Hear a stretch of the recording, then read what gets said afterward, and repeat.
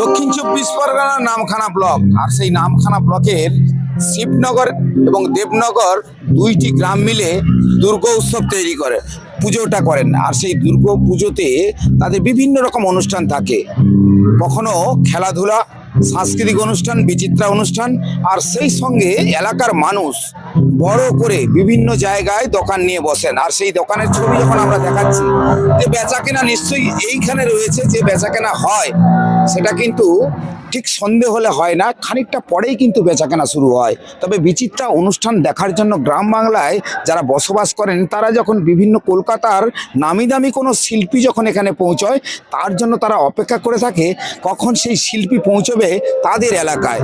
আর সেই এলাকায় শিল্পী যখন গান করে, তখন তারা তাড়াতাড়ি করে বাড়ি থেকে বেরিয়ে পড়েন। আর ইতিমধ্যে কিন্তু যারা এই বিচিত্রা অনুষ্ঠান দেখবেন, তারা কিন্তু পৌঁছে গেছে।